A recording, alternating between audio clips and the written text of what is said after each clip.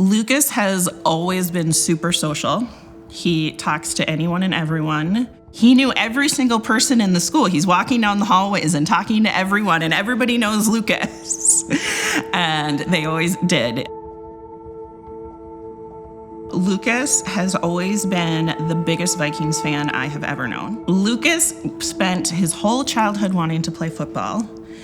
I was not so on board with that.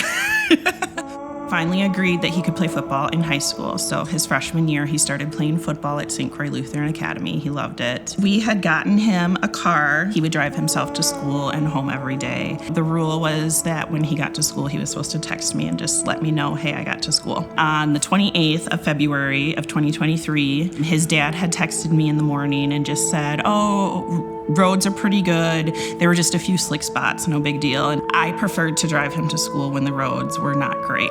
He's like, I promise I'll be really, really careful, Mom. That's the last thing he said to me on that day. He's like, I promise I'll be really careful.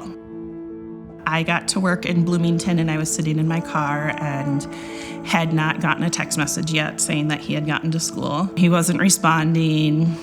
I have a Ring doorbell and I got an alert that there was somebody at my door, and there were 2 Eagan police officers at my door. The police officer informed me that he had been involved in a very serious car accident and I needed to get to Regents Hospital. Lucas was rushed into surgery almost right away from the emergency room. And they told us that he had fractured ribs, a fractured skull. He had broken his upper palate. A bone in his wrist and hand was broken. He had a fistula above his right eye. He lost vision in that eye almost immediately. He had a very severe traumatic brain injury that they did not know the extent of. We had not seen Lucas still. They finally let his dad and I go back and see Lucas in the surgical ICU. I walked into the room and just started sobbing. He was unconscious. His head had been shaved for the surgery he had in to place the pressure valve. He had 2 black eyes. He still had blood on his face. It was awful. I had informed staff at my daughter's school what had happened, but I asked them not to tell my daughter yet. I knew that would probably be her last normal day at school for a long time.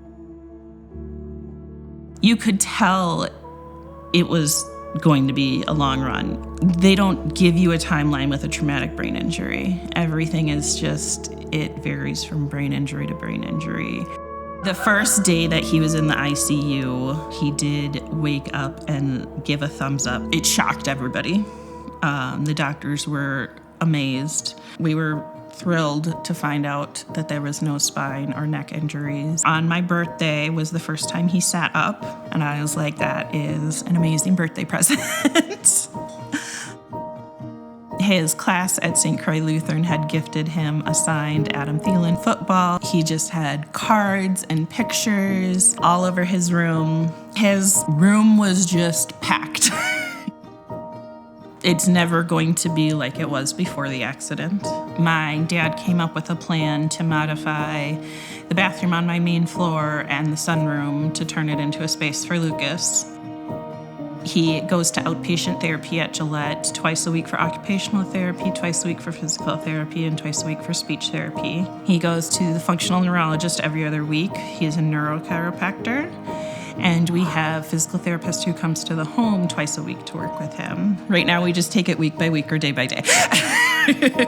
Somebody who I went to school with had reached out to me and was like, is there anything I can do for you? And we were just trying to make it through the days at this point in time. And she said, oh, one of my friends suggested you should check out Help Me Bounce. So I applied for it, was approved, and we set up a campaign. When I set it up, I think I put like 1 month's mortgage or something, and I was like, well, I don't know if I'm gonna get 1 month's mortgage. We were able to raise enough to cover, I think it was 9 months of the mortgage and the gas bill for a while and electric bill for a while. It was hugely successful, and it was just an amazing relief knowing that that stuff was covered and I didn't have to worry about that, and just seeing the generosity of people who I know and people who I never knew. I was going to be there for my son regardless I'll sell my car or whatever, it'll be fine.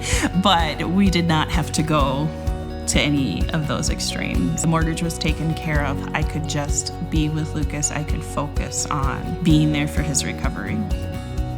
Lucas has made a ton of progress lately. He did the parallel bars at physical therapy for the first time, which was amazing. He gets up in the parallel bars or gets walking and he'll be like, oh, that feels really good. He'll say stuff sometimes and I'm like, that's Lucas. Like, that's my Lucas. That's pre-accident Lucas.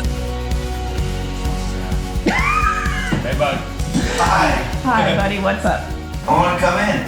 Thank you for the support, for helping me with donors.